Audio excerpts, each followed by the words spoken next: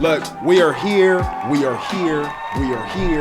We are here. Do you understand what I'm saying? It is yet another episode of the one and only. That's right. At this point, Be Visuals, we could call it the one and only motherfucking Unselfish Behavior Podcast in the building. And we have a very, very, very special guest with us today. We got my personal brother right here, the man himself, the man, the myth, the legend, the main man in the building right now, James Howell, man. Welcome, man. What's going on, man? I appreciate it, man. Podcast. Yes, sir. Give me a chance to, bless the stage, man. Yes, sir. Yes, sir. So, on Unselfish Behavior Podcast, this is a guest-based podcast, right? Okay. And so the goal is to bring on people who has the potential to inspire the audience through testimony, through storytelling, right, and through obviously sharing different perspectives.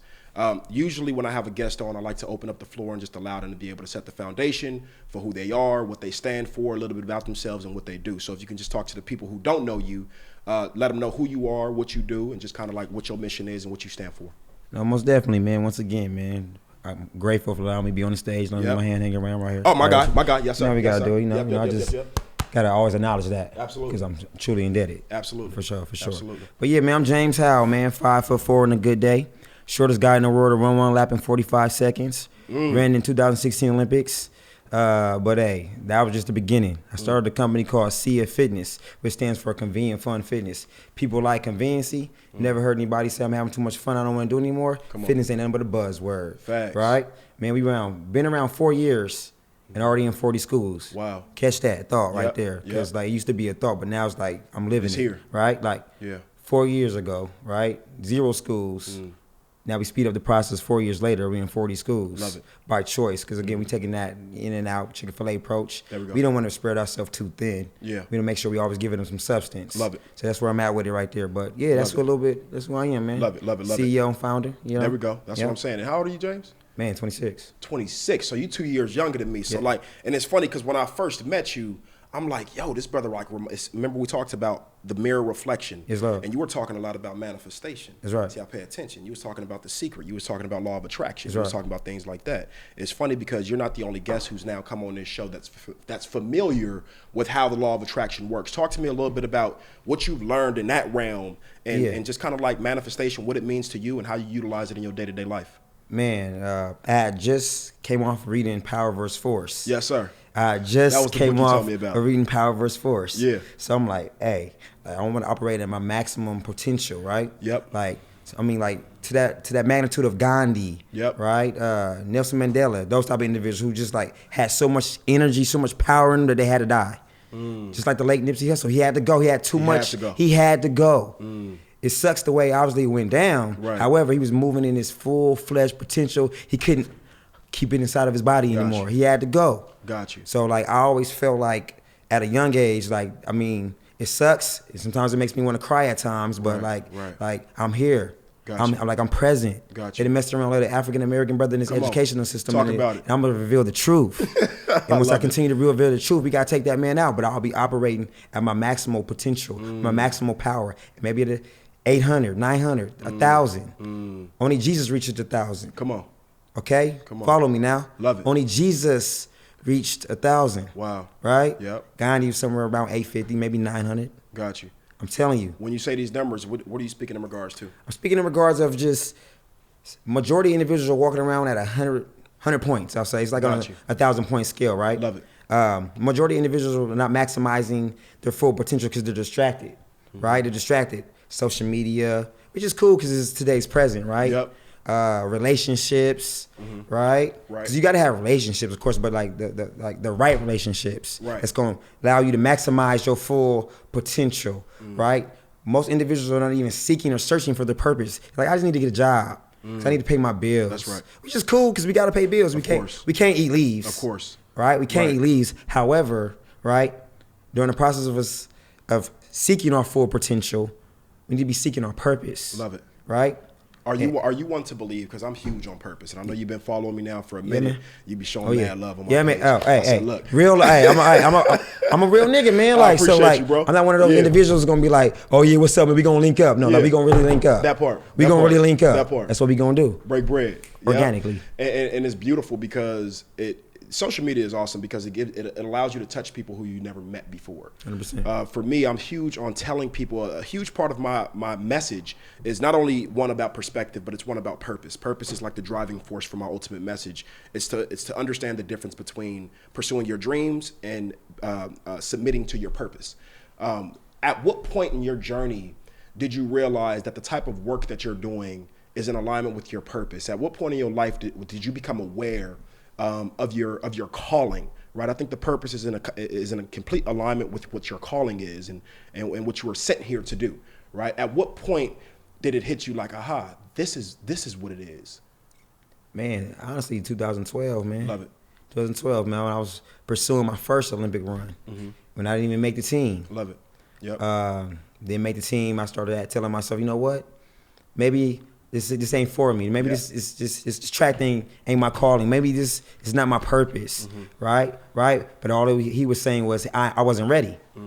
I just wasn't ready yet, right? Be patient. But during the process though, right, I wasn't signed. I didn't have no contract with no shoe company at that point, so I had to go get it. So during the process of transitioning from Texas to California, I was training at UCLA. Right, and I noticed the staff, some personal trainers training like 90 staff members at UCLA. Wow. I'm like, man, they're giving them $100 a monthly fee. Straight up. That's $9 bands. That's real. I like money. You know what I mean? Hey, I always like money. Come on, talk about it. So like, yes, sir. I'm like, okay, let me take this same concept to elementary schools. Love it. Cool, I could train their staff. Like, and if I give them like a contract, they can pay me like 4 weeks out because they can't go nowhere. They teachers, they got to show up. Right? Right? Depending on what school district you in, I'll say. But the school district I was in, they show up. They get paid pretty well. Absolutely. Right? Yep. So I'm like, okay, I'll take it to the school. And then I got a principal, Mr. Nicole Childs. I'm gonna give her a shout out because I gotta be, you know what I mean? There you go. Gotta be transparent. There we go. Right? Dooley. Love it. Long Beach. Love it. Yes, sir. Where I'm from. There it is. That's why, you know, favoritism. Favoritism. Hey, nigga, you did mention Long Beach quite a few times when I first met you. So now it's all coming full circle. It's all coming full circle. It's understood and gotta be explained. Come on now, talk about it then. Okay? Yes, sir. Here it is. But yeah, Mr. Nicole Childs, man, Yep. she was like, I'm dealing with too many behavior issues. Even though I pay you, I can't finish your workouts, or sometimes I can't show up. I still give you money. However, I can't finish these workouts because I'm dealing with too many parents. I got a call. Right. I said, if you have anything at your school, what you want? She said, structure play. Let me hold on. Wow. Structure play. She said, yeah. I said, you would pay me to play with your kids? She said, yeah. I said, uh-oh. Game time. Game time. All you're doing is putting the curriculum together. Okay. Okay. Oh yeah, hold on. Yeah. And then putting the show on. Come on. What I do best. Lights, camera, action. What I do best. Come on. So I'm like, okay, yeah. Yeah. Let me go ahead and make a phone call to somebody who really understands how to put together a strategic curriculum. Love it. All right? I mean, not just any old curriculum. An effective strategic curriculum. Yep. Right. STEM aligned at that point. It's now STEAM aligned, but STEM aligned. I said, hey, what does this word mean? She said science, technology, engineering, math. I'm like, word? That's the new wave? Come on. Okay? That's the new wave? Yep. I'm like, okay. Yeah. I need you down here. Are you willing to quit your job? Because he was a teacher at this point. Right? Yeah. Getting benefits. Right? The whole nine. The whole nine. I said, man, I got this crazy concept. And like, I can't sleep. And like, I'm designing my logo. And like, the CF looks like a track runner. And like, I like my stuff convenient. And I love to have fun. She like, hey, James, you know how to get to it. I remember in college. You know what I mean? You're right. I went to college with you. You get to it. That part. So like, if you just call me, you know it ain't on no shenanigans. Yep. Right? Yep. So that's how it came about. And I just knew it at that point. Like, yo, love it. Track ain't really for me no more. This ain't nothing but a platform or stepping stool. So people can see how I competed for a different country. Follow me now. Wow. Compete for a different country, right? Yep. I figured it out, right? Somewhat of some ties. Absolutely. Right? Yep. I was like, man, I can't make the USA team, right? But it's 45 second 400 meters gonna stand for something in a different country. Guaranteed. I said, Olympian is Olympian. It's a title. Something they'll never be able to take from me. Yep. I said, oh, ding, ding, ding, ding, ding. It's hitting you. There it is. Use this as a stepping stone. Use this as a stepping stone. To get where you need to go. Right. Yep. Because your full purpose is your background, your backstory, which we're going to get into, of course. Yep. I know you get down. Yep. Right?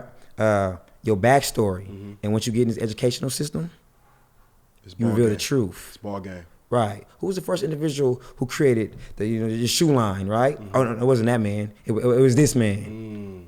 Oh, I never knew. Yeah, I know. I understand. Let me go ahead. Play the game, get your foot in the door. Once you get in the door, change the game. Booyah. Got you. That's it. Yeah. Yeah. I love it. Yeah. I love it. Your mind, everything about you, I don't know, man. Just from the first time I met you, I just feel like I'm looking in the mirror, bro. My journey, it started off in poetry. And my sister was actually the first person that told me, you know, just a little bit about my story, my backstory that you're not aware of. I got a lot of people ask me, Q, how did you start on this road that you're on right now in terms of just having different platforms to where you're expressing purpose and you're walking in purpose? A huge testament goes to this woman right here, my sister, Coquise. Shout out to Coquise. Yep. Got to shout her out. But I was going through my last breakup. I was engaged. I've been engaged twice, 28 years old. Before in those two relationships, I had no idea of the things that I was. I'm not gonna say I had no idea, but I wasn't walking in the things that I was passionate about at all. My last relationship ended, and I was just in a slump, like the first 5 days, right? Let's say. And my sister at the time was my next door neighbor, and I'll never forget going over there, probably like day 2, day 3, and I'm just like, sis, I'm down. Like, I don't even know like what to do. And she told me, she said, you need to start doing the things you love again. And you know what I told her? She said, you need to start doing the things you're good at again. And I told her, but I'm not good at nothing. Bro, we're talking about 4 years ago now. The man that you're looking at today said, I'm not good at nothing. And that's just a huge testament of how the people around you can take you away from your calling if you allow it to, right? And so she took me to my first open mic, right? And she said, you do know what you're good at. You just haven't done it in a long time. You was always a writer. You was always a performer. You was always a speaker. You just haven't done it since middle school. So it's like now you living life with the 9 to 5 clock in mindset to where you're just getting by, paying your bills, taking care of your kid, and you feel like you don't have no sense of purpose. You're not fulfilled. You're getting paid, but the fulfillment is not there. So now she took me to my first open mic, and it was ball game. It was motherfucking ball game. You hear what I'm saying? I went up in there and saw young, hungry, aggressive, like, I ain't even gonna say aggressive, I'm gonna say passionate creatives in there torching the motherfucking stage. And I'm sitting there like, what the fuck is this? Went home that night, wrote my first poem, blazed it, start performing, got on stage. My first week getting on stage, I looked at this line and the business mindset tapped into me. Why am I paying to sit in line for 3 hours when I can just make my own event? I made my own event within the first 3 weeks of me even coming up, even being exposed to an environment. So 3 weeks in, I'm like, I could just make my own one.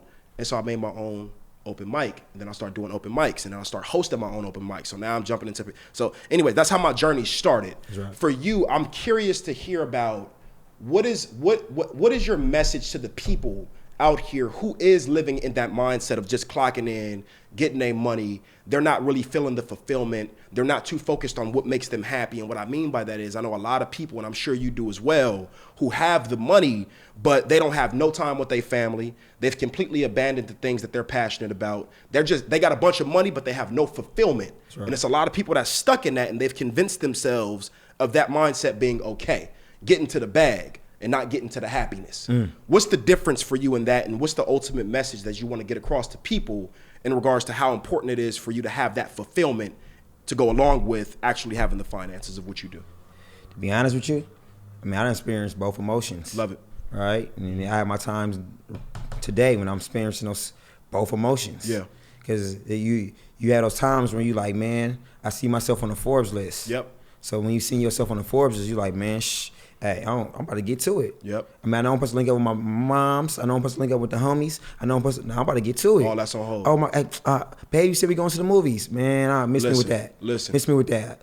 I had this Forbes list goal before you came here, man. Hold on. Okay, this Forbes list goal might have been a situation that attracted you to me at the end of the day. Facts. I don't know yet. I'm still getting to learn you, right? Not know you, getting to learn you. Love like the educational realm, right? Like I'm still getting to learn you. So like my message to that, man, is, I mean, sit down with yourself. Sit down with yourself. Be still. Right? Turn the music off. Right? Turn the TV off. Social media is huge. Turn it silence. Shut it down. Shut it down. You know what I mean? If you feel like, you know what I mean? Do what you do. You know what I mean? When you silent, do your do. Facts. Right? Facts. Do your do. But sit still. And like start listening to your thoughts. Right? Listen to your thoughts. And then also listen to your, like, the heartbeat too of when you say that thought in your mind. You're like, okay, am I racing?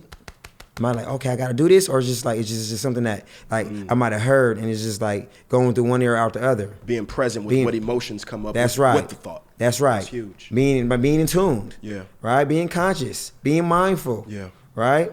Like, cause your thoughts like will reshape the way, like the narrative of how your life is going. Yep. I say again, your thoughts will reshape the way the narrative of your life is going, because like you are what you think of yourself. Yep. Right. Before I even got to this stage, I was like, man, I'm walking around with my head held high, like I already got 40 schools. You already know who you are. Right. I'm gonna move like I already got 40 schools. Right. I'm gonna move with these 40 schools like I got a whole powerhouse. Go talk to my HR. That might be me. I don't know. Facts. Right? Facts. Go talk to my accountant. That might be me. I don't know. That part. I'm gonna move like it though. Love it. Right? I'm not saying I don't got it. I'm not saying I have it. I'm just saying I'm gonna move like it. Yeah. It's your thought process. It's your pattern. And when you move like it, you attract it. Booyah. So sit still. That'll be my game if I'm gonna give it to anybody. I love it. Young, old, middle age, on any of that. Sit down and be still. Because it was until I sat down and was still, like, man, what is like, okay, come on, man. Right. Come on, man. What make you feel good? Right. Okay. Okay, what can you create to still give you enough time to spend with your family? Yep. Hang out with your boys. Yep. Right? And your significant other if you choose to have one. Got you. Right? Got you. And spend time with your creator, whoever your creator is, and who you choose to believe. Got you. First and foremost. Absolutely. Right? Yep. Stuff like that. So that's my advice, man. My little 2 cents. I love it. And I think that's important for people to hear. Now, I want to jump into the topic of adversity. Sure. It's one of my most favorite topics just because it gives people an in-depth look at what goes behind the success. People get so attached to titles. That's right. People get so attached to just looking at the trophy, but they don't look at the process that it took in order to get the actual fucking trophy. Oh, yeah. The countless nights, the sacrifices, the arguments, the whatever it is, the feeling stripped, the being broke, the investing and losing, the whole nine. Talk to me a little bit about what are some adversities? If I ask James Howell, what are some of your most memorable and most notable pieces of adversity that you've been through along your journey to get here to where you are today? What things will come to your mind if I asked you that? First thing is gonna be when I was offered only one scholarship at every school I applied for and things of that nature, right? Yeah. That's the little thing to me, right? Yeah. Then we're gonna skip to that one school that gave me that scholarship to play football. Yep. Right? During the process, even before that, they had difficulties of reading and things of that nature, you know? Yep. Dyslexia, things of that nature. It's one thing a lot of people don't know about me, even to this day. Gotcha. Right? So I applied that with trying to study the plays, even in high school. Didn't even understand. Gotcha. He couldn't even understand how to read the plays in high school. You got to memorize the whole play. Right. So let me see you do it, so I can like rehearse this act. Gotcha. This is why again I go back to like I know my purpose because I can rehearse this act. Gotcha. Right. That's right. But now I'm in college now. The playbook get even more advanced. I'm like, man, Y'all tripping. How can I even be my full self? That's real. Like I'm trying to figure out these plays and things of that nature, right? So I'm like, man, when the teachers rose my hand, I said, man, I want to be a professional athlete, right? So I'm like, okay, football is probably gonna allow me to be a professional athlete. Yeah. Remember these words right here. Right. I wanted to be a professional athlete. Yep. Right. So the little spring, summer, and things of that nature. Things wasn't going my way. I didn't know how to sit on the bench, right? Coming from where I'm from, I'm a star. Nigga, I'm starting. Yeah. You know what I mean? That's so right. matter of fact, not only you gonna sit on the bench, we about to red shirt you. Come on. I'm like, hold on, man. Put you on a secondary practice squad. Come on, man. I got the orange. Man. Yeah. You know, like the ladies and stuff like that, of course. That part. So like, you can't even. They don't even see you. They don't even know you on the team. Come on, man. My man out there with a red shirt on. James, what you doing with that little orange booty in your head? I'm like, hold on. Yes, sir. You know, I'm from Long Beach, so you know I'm out there on the East Coast, so you know I'm feeling myself. That part. I'm on West Coast. Yep. I'm in the snow, my chucks. That part. Right? Extra'd out. Come on. Right? Don't even wear chucks at the house, but throw my chucks on. That part. When I get out there on the East Coast. Yes, sir. But yeah, needless to say, man, it was a time frame where I'm getting measured by the NFL scouts. They say I'm 5'3". I'm like, wow. Okay. I'm going to the coach asking for extra help. He's showing me other receivers' position plays. I'm like, hold on, man. I'm like, I know I run H, but you showing me Z and X plays. What's going on? Like, Right. So that was my defining moment at one time when I'm like crying, call my mama, like, Mom, I don't know what I'm gonna do. They're taking away my dream. Because at that point, sports defined me. That moment broke me, my boy. Wow. That moment broke your boy, man. Real talk. Like, Mom, I never had a moment like when I called my mom boo-hooing. Wow. Like, wow, like, man, they taking away my dream. Wow. I ain't got no control. Because they dictate if they gonna play me or not. Right. I said, hold on, man, let me go to the bag real quick, man. I run track. That part. I was fast in high school. Akron did notice me running track. So I reached out to the track coach, asked him, can you take over my little football, whatever little money they was giving me, right? Because I was still coming out of my pocket. Yeah. Right? Still coming out of my pocket, like, okay, can you take over a little money they giving me, and if I do my thing, can I get a full scholarship? They said, man, hey, go ahead. Next year, ran track, ended up running a 46, breaking the school record. It just got broke. Moving on now. Now, you know what I mean, I'm out of college. Yep. I'm pursuing my track and field career. Yep. Right, not sitting down, being still reading no books, understanding what the history of how track and field actually works. Right. Right. Like I literally just broke the indoor record. You know what I mean? At the USA indoors. Right. Ran 46.5 for like my height. Wow. Right.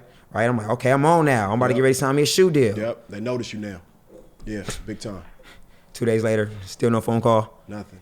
Oh yeah. By the way, I had to finish one more class, and I lived in San Antonio. My school was in San Angelo at this point in Texas. At this point. So that's a 3-hour commute, right? I'm like, man, I can't go back to school, man. They just see me finish third in USA, right? All this, man, sure, I can't go back there and not see me that I have a shoe deal. So you know your boy went to the outlet, you know what I mean? Reebok outlet. Right. Buy a whole bunch of Reebok gear. Yep. And the world don't even know about this, man. Come on, go there with me. No, that's real. This is where the inspiration lies at. Hey, the world don't even know about this right here. Talk about it. I went to the Reebok outlet, bought a whole geared bunch. Up, all Reebok. Come on, man. Coming here like I got a deal. Bags, nigga, what's up? Shoes, the whole nine. Cleats, the whole nine. Homie got a headband on. Come on, man. Yeah, you know what I mean? I had a curl at this point. Receiving gloves, okay, Reebok. come on now, everything. Everything Reebok. Yeah, your boys went on, you know, low voice on them. Your boys went on here with y'all Reebok. Yeah, my shit. Yeah, you know what I mean? Yeah. Hey, James, you on now, huh? You on now? Huh? Yeah. Still borrowing my girl car. Wow. My college girlfriend, we ain't together no more. That but, you know, that part. Ex-girlfriend. You know how that go. That part. But yeah, borrowing the car. Yeah. All right. Move past that. All right. I get in, before I even get to Texas, I get into a little trouble though.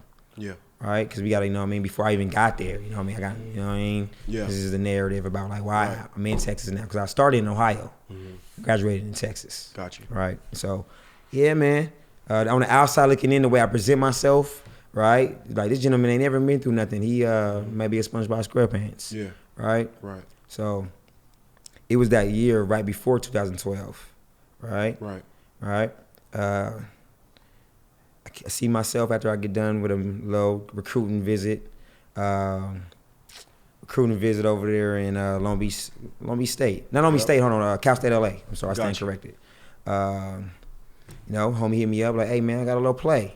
You know what I mean? Like I said, I like money. That part. Well, I love the money, all right? I still like money, you know what I mean? Every now and then I still love it. Nothing wrong with that. But at that point, man, I'm with the business. Yeah. You know what I mean? Right. That's something that I didn't present myself as, but I'm with the business. Yeah. Homie got a little of the situation, I'm with it.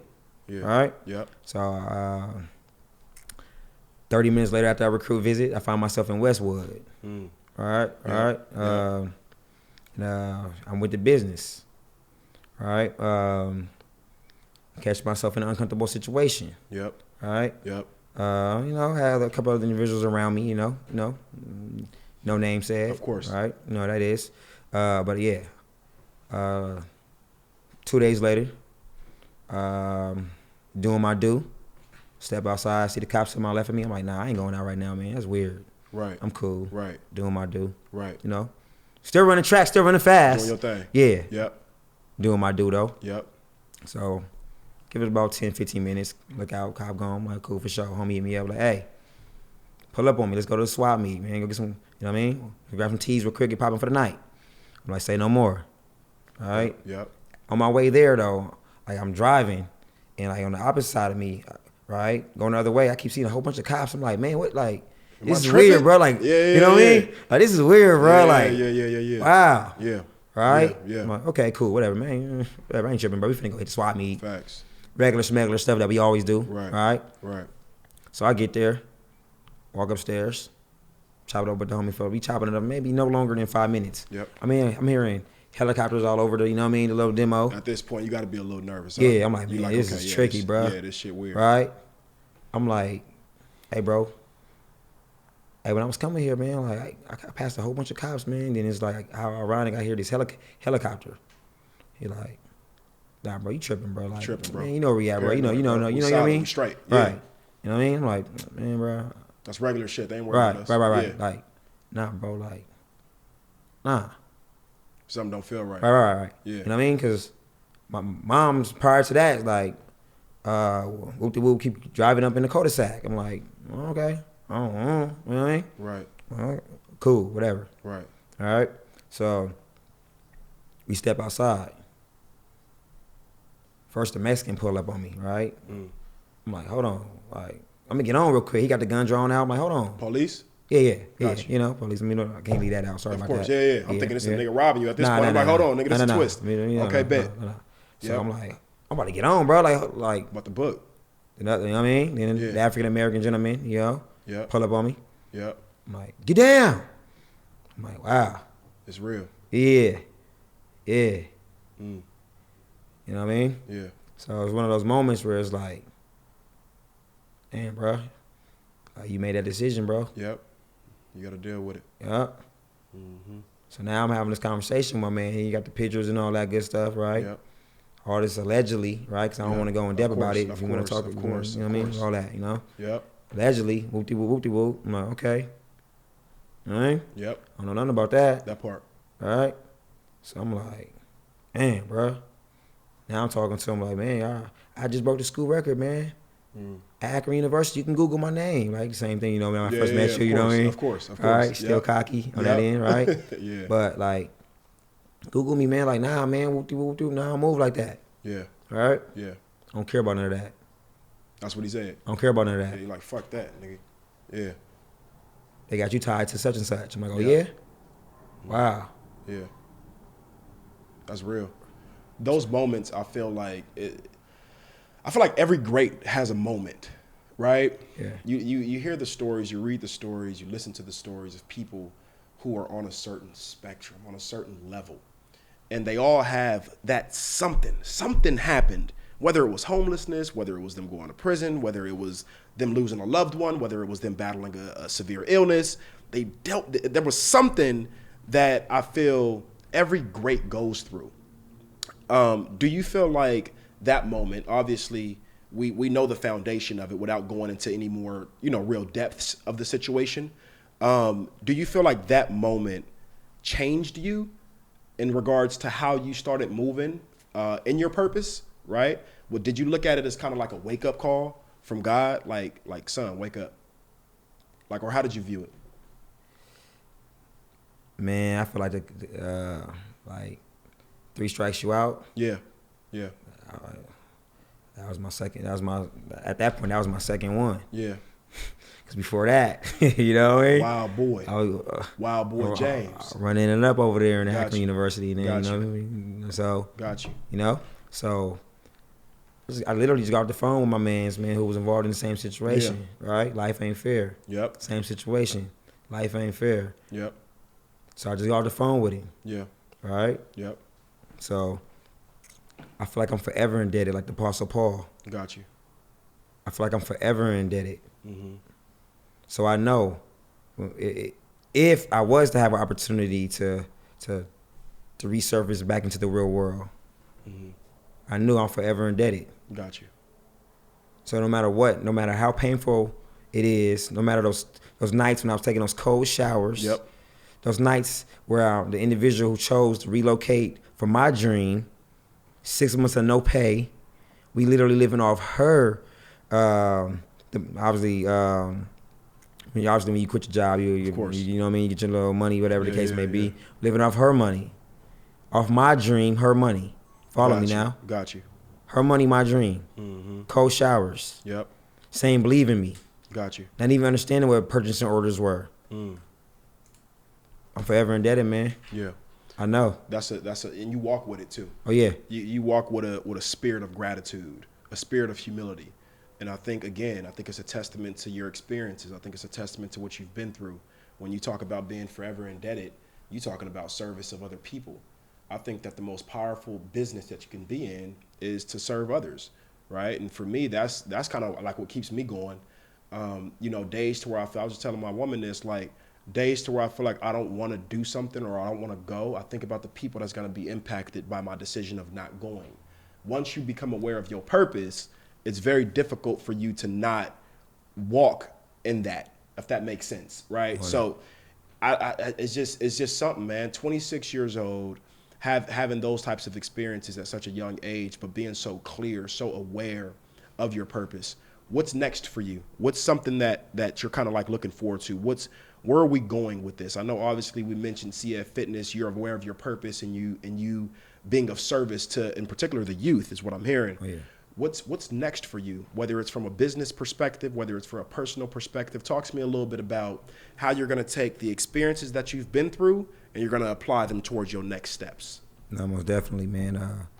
When I was creating CF Fitness, man, it was, again, during my hardship times. Yep. During my times seeking to go to the Olympics. Yep. And I told everybody, man, I was going to create a platform to allow me to go on the stage. Yep. Like, again, I love to entertain. Yeah. I love to entertain. I said, CF Fitness is going to be the stepping stone because I'll have access to the kids. Mm-hmm. So it'll always keep me concurrent first. Yep. Second, it's showtime, right? Yep. I wanted kids to walk away with a Walt Disney experience. So I would create a character, which I have a cartoon book, anti-bullying book. Love it. Actually just did a beautification day at Emerson, and we just redid a whole playground with Little Muscle. Love it. Right? I said I would create this individual who would be able to monetize on every single aspect of kids. Wow. We would create a company, a Nickelodeon company, right? Mm-hmm. A service, but it would be a Nickelodeon type of feel, a Walt Disney type of experience, and an everlasting effect on the administrative and staff individuals who come in and out of that school. Love it. Right? I wanted to take these individuals' mindset back to a childlike mindset when we were free, right? You didn't judge. Got you. We were equal. Got you. Right? Absolutely. So CF Fitness was nothing but a platform with these 40 schools. If there's 1,000 kids, they got to have some type of guardian. So now, if it's 1,000 kids, now you got 80,000 because with their guardian. Right? Got you. That's my platform. Got you. And with that platform going to spread to other platforms. Right? We just finished up with our first anti-bullying event at Sorensen Elementary School. Love it. They call me Speedy J when I'm in character. Come on. Right? Yeah. And we always speak about stand up for yourself. Right? Tell a teacher. Right? Have confidence. Look them dead in the eye and tell them to stop. Be an upstander, not a bystander. Love it. Right? I created this character. So now we create dolls, we create books, we even create a cartoon off this.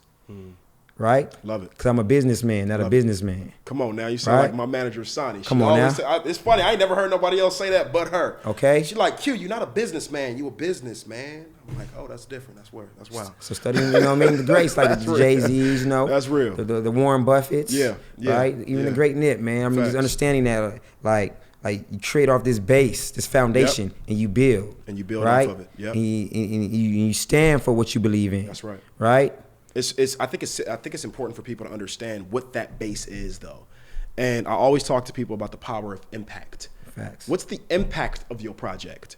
And you understand where your impact lies. Where your impact lies, your audience lies. That's right. So if my impact is in the schools with the kids, I can now take that vehicle and move it to different areas, whether it's children books, whether it's this, whether it's that, right? 100%. And I don't know, that's just something that I'm experiencing as well in my life. Just my gift is centered around communications. That's right. And I don't even like calling myself a speaker, motivational speaker. I'm not like into those terms at all, just because I feel like that's putting me in a box. And I'm so like, in my mind, I'm extremely revolutionary in regards to my ability to communicate and to connect people. Talk to me a little bit about the power of trusting and having that faith, right? You spoke a little bit briefly earlier about your faith. That's right. But I think that once you start walking in your purpose, you're going to be required to make certain decisions that you won't even understand, but you'll be required to trust. Yeah. So you'll be required to trust things that don't logically make sense, but you'll do it anyway. Oh, yeah. Talk a little bit about your faith and how that's kind of been a part of your journey and you being where you're at right now. Man, Coach Edwards, man, I got to give him a shout out. Talk about it. Akron University. Yep. Man, he put me on of just going to church and understanding the value of church or the power of believing in something. Because when I want to go to church, I was going there for the honeys. Yes, sir. Yes, Lord. Okay, I was going there for the honeys. James Howell in there on the prowl. Yeah. Oh yeah. But I asked him. I said, man, you got the school record in the 200 and the 100 in these relays. I said, man, what did you do? Oh, like how'd you do it? He said, man, I believed in God. I'm like, oh yeah. I said, how'd that work? I said, yeah, man. So like, yeah, what's the dynamic of that? How you you know what I mean? Yeah. He said, you gotta read. You gotta believe in what you're reading. You gotta, you know, show up and show out. I'm like, he said, what's faith without works? I said, so all I gotta do is put my goals in the Bible, bro, and I'm gonna run fast and break the school record, bro. That part. I said, bro, sign me up. That part, right now. Sign me up right now. Yeah. So like, I did it, cause like, it was a standard. Yeah. I seen it on the wall. His name was on the wall. He's All-American, right? Hall of Fame, right? I'm like, that's the standard. So let me go ahead and model and mimic the standard. Yeah. It's already been done. Yep. This is all you got to do. Put your goals in some Bible. Cool. Run it. Run it. I'll read your goals every day. Yeah. Read a little Bible verse. Yeah. I'm going to run fast. You straight. Cut the check, please. Come on now. Let me Cut get the check, it. please. Get to it. I've been doing it ever since. I love it. I've been doing it ever since. How long you been in it now? How long you been considering yourself obviously a Christian, right? Yes. How long have you been in the Christian faith, and how's that been kind of like? Obviously, you just spoke about how prevalent it's been for you in your journey, but how long have you been on that journey? Man, I'll say about 8 years now. Yeah. On and off though. How important is that though? It's how important is it? Yeah. I'm talking about, because it is to a point where the talks your mom would have with you when you was a child, it no longer moves you. I'm talking about the talks you would have with mom. I'm going through some things. Dad, I'm going through some things. Brother, I'm going through some things. It don't move you no more. Yeah. I mean, you got to believe in something higher than them. I'm like, I don't know nothing higher than them until it was revealed to me. Got you. So I don't care what you believe in, whatever practice you choose to practice, you got to practice it. Kobe Bryant to become Kobe Bryant without practice. Facts. LeBron to become LeBron without practice. Facts. Right? How about Iverson? Come on, man. Practice. Nigga was practice. Don't let him fool you. That part. When he wasn't at the facility, when he wasn't at the facility, that's real. He was in the hood. That part. He was in the hood. At the park, at the rec center. I mean, staying connected. That's real. That's why he's still concurrent today, because he was staying connected. That's real. It's funny I bring up Allen Iverson because I talk about him a lot, and I have this theory in my mind, and I call it the Allen Iverson theory, to where you can be sweet by yourself. Yeah. I experienced this for my first 3 years, well, probably about 2.5 years of me being on my journey. I'm going into year 4 now in regards to just the journey that I've been on, me walking in my purpose. But for the first 2 years, I really felt like I really didn't need anybody around me in order to be successful, to be completely honest with you. And that comes from me feeling like, if we're speaking in basketball terms, bro, I'm going to get 40. I'm going to get 15 boards every night. Like, that's a given. Can't nobody take that away from me. And so I call that the Allen Iverson theory, because Allen Iverson was sweet, as you know. Oh, yeah. He was sweet, unstoppable, unguardable, had every single fucking move. He was short, so he was super annoying. Like, nigga, why can't I stop this little ass nigga? He's scorching my whole team for 50, 55 points on a night. And it's like, but he ain't never won no championship. Because that mindset never allowed him to be able to defer, right? How important is it to have a team being centered around this type of journey that I would say we on? Man. Come on. It's everything. I just talk about 4 years. Yeah. Maybe 3 months ago. Yeah. I'm starting to accept the fact that people know more than me in different areas. Got you. Oh man, it's tough. Yeah. Cause it be them times. I come from a selfish sport. Yeah. Like some people come from these team sports. It's just me on the track. Yeah. So I come from a selfish sport. Yeah. Right? Yep. But then I sat down and got still. I said, I come from a selfish sport on the outside looking in. You gotta have your team behind you. Coaches and all you got the coach. Yeah. Got your chiropractor. Yep. Right? You got your physical therapist. Got a whole right? team. You got the whole team. Oh, even Jesus had disciples. Whoa. Yeah. Something I choose to study and practice. Yeah. In my belief system. And he had to have these disciples for a reason. Facts. Let me go ahead and do some homework. Why he had his disciples? That's real. Oh, wow. These Fortune 500 companies got people up the wazoo. Wow. Oh, Steve Jobs used to put people in one room. Follow me now. Put people in one room. Strong-minded people, right? Yep. People like ourselves. Yep. Multiply by like 20, right? Yep. And see who can who can out-sharp the other individual to come together and get this concrete Got you. product. But it took a team. Yeah. Took a collective. So now, like 3 months into like my, oh yeah, I need a team. I can't do it myself. I'm tired. Yeah. Usually I wouldn't make this like sit down with you because I'm tired. Yeah. Got my team. Yeah. I don't know. Hey, sometimes I have a little idle time. That part. Sometimes I feel like watching TV. That part. But I read a book. You know what I mean? Every now and then I get a little TV in me. Yeah. But for the most part, man, like I'm seeing, man, this is it's allowing me to stay sharp. Mm-hmm. It's really allowing me to stay sharp and in tune. Got you. Right? Because when I'm too busy, I notice my conversation structure is not the same. Got you. I'm like, wow, I'm saying yeah, instead of taking in that conversation or that sentence they spit to me. Yeah. And being more mindful of what I spit back to them. Got you. With my tone and things of that nature. Yeah. I love it. Yeah. I think about family, right? I just thought about family while you were talking. And along my journey, I've found that it's oftentimes your family that discourages you the most when you start having these crazy ideas that some people will call, right? Oh, yeah. Like telling your mom, yo, I'm about to quit my full-time job, benefits, 401k, all that shit.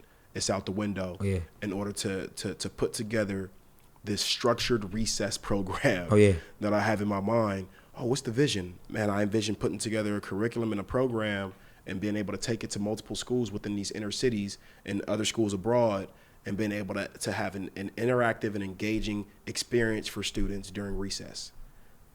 Most moms will look at you like, nigga, you stupid as fuck. Yeah. You know what I'm saying? I experienced that a lot on my journey, especially earlier on. I think my mom didn't transition over into like really being extremely supportive until she had to come to one of my events. She came to my event last July. It was a sold out event. I had over 125 people out, sold it out in a week. And that was at the Barbara Morrison Theater, and I did that with a team, right? I had a team of 15 people working for me at the time, and we sold this event out.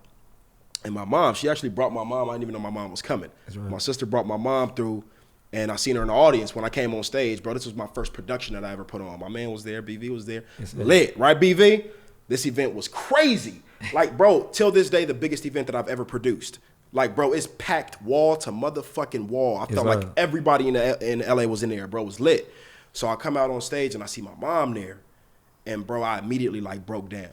Because this is 2.5 years of me being on this journey that she's never understood. Right. And so now you see your son on stage, the one that you telling behind closed doors to go apply at Lowe's and Home Depot because they hiring. And I'm saying I'll never work for nobody ever again unless it's in alignment with my purpose and the impact, right? I like those key words right there too. Purpose and impact is everything for me. I cannot work for an organization unless, I told you this the first motherfucking day I stood up and I met you in front of all them people and I'm like, look, I'm not here for the money. That's right. I'm not here for the paycheck. That's right. I'm here for the impact. These kids need me and I have a gift. So I'm here to serve, right? And that is where my mindset is at from now until I'm gone, right? And so to see her in that audience. You kept your word. I kept my word. That part. You kept your word. I have not wavered. I have not got a traditional 9-to-5 job. A lot of people have talked about me behind that. A lot of people I lost behind that. A lot of people, like I've went through a lot of different waves and still going through different waves of that.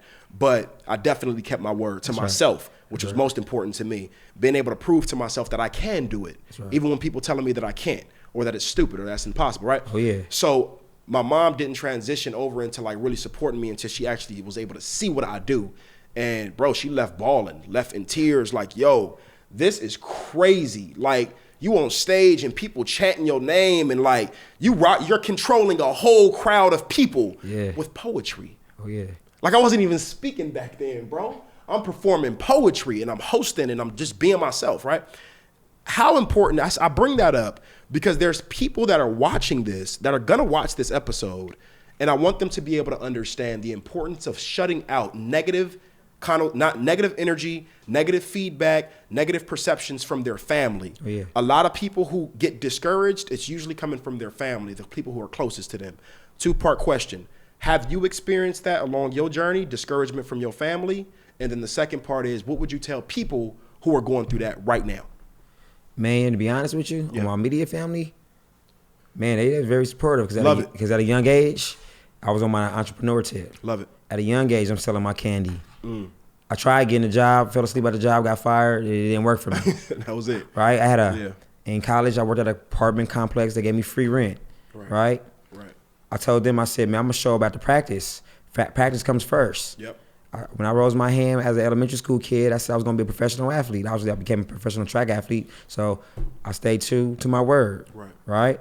It wasn't for me. Right. Now, if I had to choose, because I still got my mom and dad in my life. Right. Like there were others, you know what I mean, that were more supportive. Right? But nah, man, I had a good support system in that space as far as rah. Now no financials. Yeah. Okay? Now no financials, but like rah. Yeah. Man, and my hate really came from, I won't even use the word hate, that's a strong word. Yeah. The individuals who didn't believe in me at times, or the individuals who were saying I was all over the place, came from my friends. From their words and their actions. And the words that wasn't the one that impacted me the most or hurt my feelings the most. If I say my feelings got hurt, of course, it was more so the actions. Yeah. You say you could be here at 6 o'clock, bro. You don't even show up. Oh, my bad, bro. I was with such and such. Wow. So she more important than what was going on? Got you. Right? I hold no grudges, though. The individual who still spoke about it, I still employ. I say that to say that, wow. Yeah. Like. Yeah. Ain't it a trip to you how people like really have their priorities fucked up? And what is this? What I mean by this? People will be aware of their gift. They'll be completely unaware of. So imagine you being completely aware of your calling, being aware of and present with all of your experiences that you've had, knowing what you're supposed to be doing, but blatantly choosing to do the opposite of it. So me being aware of my gift, being aware of the things that I'm great at, being aware of the things I'm passionate about. Imagine how many people out here are living a life to where they're completely putting that on hold in order to sustain a level of comfort. I tell people all the time, you can never, ever receive the things that you want unless you're willing to step outside of your comfort zone. Because guess what? Everything you want is outside of your comfort zone or you wouldn't want it. Yeah. So the only things that we want are things that are different. That's right. Things that are on another level. Things that are, right, that we gaze at, that we stare at, right? So talk to me a little bit about the importance of stepping out, of not stepping, but living outside of your comfort zone. These decisions that you've made in your life in order to get you to where you're at, and you haven't even got started yet, my man. You haven't even got started. You haven't even scratched the surface. 26, 28, I oftentimes look at myself like, yo, man, I'm so young, and then I listen to dudes like Gary Vee. Are you familiar with Gary Vee, right? Okay, gotcha. I'm making me have a heart attack in this motherfucker. Okay. You know, Gary Vee in his 40s, bro. And his biggest piece of advice to we talking multi-millionaire, we talk about the whole nine. You know Gary Vee. Oh, yeah. He's that nigga. Oh, yeah. His biggest piece of advice to people in their 20s is patience. He said that we want everything tomorrow. Yeah. We don't understand that being 28 years old, you can fuck up for the next 10 years and still be a multi-millionaire. Oh, yeah. So just be patient and understanding and trusting your gifts. Back to my question. What do you say to the people out here that's putting their passions on hold in order to pursue and to do things that are keeping them comfortable, like paying your bills, like being non-confrontational, like being non-disruptive. Yeah. A lot of people put they shit on hold because they don't want to disrupt peace. Oh, yeah. But a lot of times your calling is attached to disrupting peace. Oh, yeah. You have to disrupt the peace in order to make any type of commotion or noise, right? So what is your advice to the ones that's out here that's putting their passions and their gifts and their purpose on hold in order to remain comfortable? Man, I tell people at the end of the day. Hey, I have some goddamn good questions. Let me just pat my motherfucking self on the back. Sometimes I be talking, bro, and I be like, damn, that's a good ass motherfucking question. Oh, yeah. I ain't got no notes. That's all from the dome. Go ahead, I was understood. Ain't got to be explained. Yes, Lord. Man, I say that to say at the end of the day, man. Sir. All you have to do is stay focused, man. Yeah. And they say, what does it mean to stay focused, right? Staying focused means that, like, you know what you know. Yes, sir. Right? You know what you know. So only you know it. It's never been done before. They've never seen it before. Yeah. Right? Yep. So, like, you telling somebody, like, your dream, your goal, your purpose, they're looking at you like, what you talking about? Ain't nobody ever did this because they're looking for something to connect it to, right? It's a different language. Right? They're looking for something to connect it to. I ain't never seen nobody do this. Nope. So you can't do it. Come on now. They said Jesus couldn't walk on water. What'd he do? Come on, bro. Okay. And it's funny because not only did he walk on water, but he invited his boy to come out and walk with him. Okay. That was the most powerful piece of that story to me. It was like he invited I forgot the brother's name. What was the apostle's name that he invited out? Do y'all know? Well, Paul. He invited Paul to come out with him. Paul in the boat like, teacher, is that you? He like, come out here with me. And it's a trip about that story because Paul actually took a few steps to where he was walking on water. Oh, yeah. And then what happened? My man started to sink. Oh, yeah. And he said, teacher, why are you able to walk on water, but I wasn't able to walk the way you are? It's love. He said, your faith. You lack faith. So you and I bring that up because it's so pivotal for people. It's so pivotal for people. It's so pivotal for people. Yep, I'm about to tap in. Oh, yeah, yep. yeah. So it's pivotal for people to understand. You can start your journey off walking on something that you thought was completely impossible. Okay. And you can start to sink because you lost faith in it at a certain level, at a certain point in it. Oh, yeah. And that point could have simply been your mama telling you it ain't gonna work. That point could have simply been the point where you lost all your money that you just invested for 2 years. That point could have been that breakup that you went through while you was walking on your purpose, right? And it's so many people out here that's allowing circumstances, events, and things in their lives to stop them dead in their track off some shit that they knew was working. Like, I was doing it. Oh, yeah. It was working. I saw things coming from it. I saw the benefits. I saw the reward. Damn, it was working. And I stopped because of a roadblock.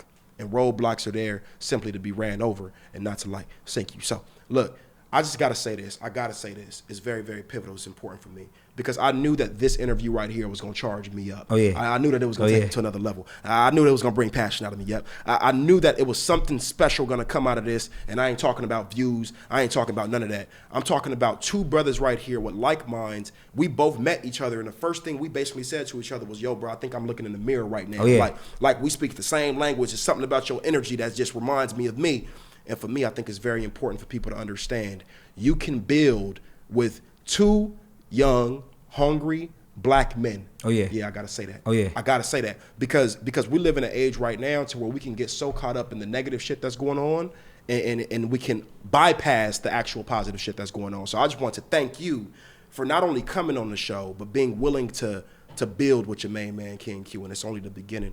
I'm telling you, I got ideas. Facts. James, we've been texting. You know we've been texting. Yeah. We've been in constant communication about getting together, and it ain't happened yet. But guess what? It's written. And when it does happen, it's gonna happen. It's gonna be a whole motherfucking game plan, whole structure. Something gonna come out of it. 100%. That's gonna be powerful. I always like to end my episodes off with the Unselfish Behavior Podcast. I hope you have fun, by the way. Come on, man. Huh? Come on, man. Huh? Hey, Long overdue. I only came for my man because Yes, sir. I'll be in the bed catching them Z's right now, man. That's love. Okay. So look, man, I always like to end my episodes off with allowing my guests to be able to look at that camera right there, and we end off with what we call an unselfish message. Basically, this message is centered around the audience, the people that's tuned in. Yep, the people that's tapped in. I call them my folks, my kin dogs, my Ace Boone Coons. You're going to look at them right now and leave them with James Howell's unselfish message. What's your ending remarks? Man, it's always a difference between me saying I love you and me touching you saying I love you. That's the impact you want to have on individuals on a day-to-day basis. You want your words to feel like you touching them. You don't want your words to ever go in vain. Because during the process, you're going to go through every emotion. At the end of the tunnel, I promise you, there is light. 100%. I appreciate it, Q. That's a word. That's a word. James Howell, first of many times, you know we got a lot of work to do. Oh, yeah. We got a lot of work to do. Oh, yeah. I appreciate you, bro. I love you. I genuinely mean that. I'm proud of you. And I know for a fact you have not even scratched the surface. And I know a lot of times we could think we doing some shit, but with God on your side, with the purpose in mind, with the clear game plan in mind, with the vision, with the team, with support, you are absolutely unstoppable. And it's levels that you haven't even dreamed of yet that he taking you to. And I'm going to keep praying that and speaking that. So it's your main man, King Q. This episode right here of the Unselfish Behavior Podcast, it is a wrap. And we out.